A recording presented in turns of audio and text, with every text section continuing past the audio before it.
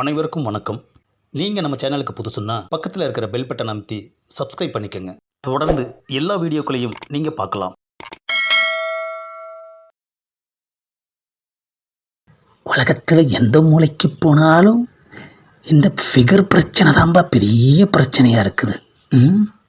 ஆன்ட்டியை போய் 2 வயசு பசங்க லவ் பண்ணுறானுங்களே ஐயா, இதில் எவன் டம்மி பீஸுன்னு இப்போ கண்டுபிடிக்கிறேன். என்னது அண்ணன் இவ்வளோ பெரிய கத்தி எடுக்கிறாரு? உண்மையாக லவ் பண்ணுறவன் உயிரை பற்றி கவலைப்பட மாட்டான். என்னது 2 பேரும் அப்படியே பேக் அடிக்கிறாங்க. ஆஹா, 2 பேருமே டம்மியாக லவ் பண்ணியிருந்துருக்குறாங்க. கோச்சா என்ன பண்ண போகிறாரோ? கோச்சாவை யாருன்னு நினச்சிங்க?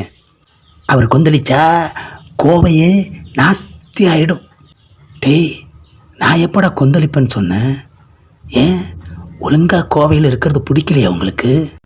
கோச்சா நீ சும்மா இரு கோச்சா, உன் பவர் என்னன்னு உனக்கே தெரியாது.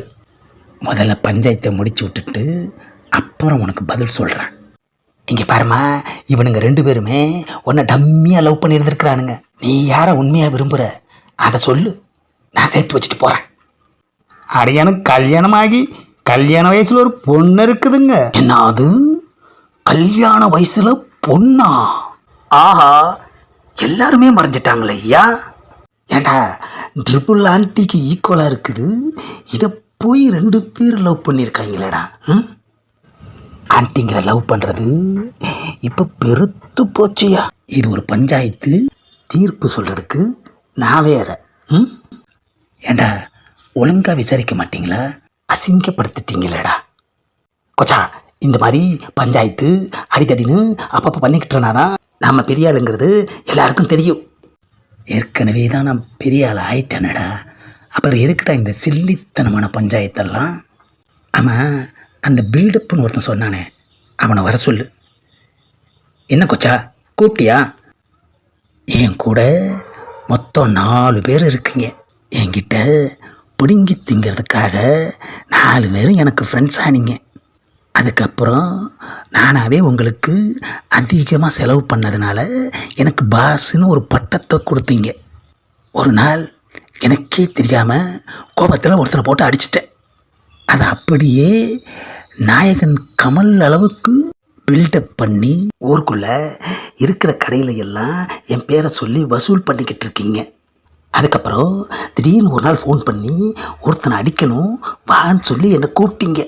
ஆனால் அவன் என் கோவத்தை பார்த்ததும் ஸ்பாட்லேயே உச்சா போயிட்டான். அவன் போன உச்சாவால் நீங்கள் என்னை கோச்சாவாக பில்டப் பண்ணிட்டீங்க. அதில் என்ன தப்பு கோச்சா? தப்பு இல்லைடா, ஆனால் எப்போ எங்கே எவன் நான் உச்சா போகிற அளவுக்கு என்ன அடிக்க போகிறான்னு தெரியல. அதுக்கு முன்னாடி இப்படி ஒரு பில்டப் தேவையா? கோச்சா, பில்டப் பண்ணலன்னா நம்மளை யாருக்கும் அடையாளம் தெரியாது. கோச்சா, உன்னை பார்த்து உச்சா பணம் ஒன்றும் சாதாரண ஆள் கிடையாது. இந்த கோவையவே பயங்கரமாக கலக்கிக்கிட்டு இருந்தவன். அதனால தான் அவன் இடத்துக்கு உங்களை கொண்டு வந்து ஃபிக்ஸ் பண்ணிட்டோம். அதுக்கு காரணம் உங்களோட கோபம். உங்கள் கோபத்துக்கு முன்னாடி யாருமே நிற்க முடியாது கோச்சா. டேய், எனக்கு என்னமோ இது நல்லதா படலடா. கோபத்தை கொஞ்சம் குறைச்சிக்கலாமேன்னு பார்க்குறேன். கோச்சா, கோபம் தான் உன்னோட பலமே. நீ கோபத்தை மட்டும் எப்போவுமே குறைக்கக்கூடாது. ஏண்டா, ஏதாவது ஒரு பிரச்சனையில் எவனாவது அடிக்க வரையில் கோபம் வராமல் போயிட்டா என்னடா பண்ணுறது? இந்த பதிவை லைக் பண்ணுங்கள், ஷேர் பண்ணுங்கள், மறக்காமல் சப்ஸ்கிரைப் பண்ணுங்கள்.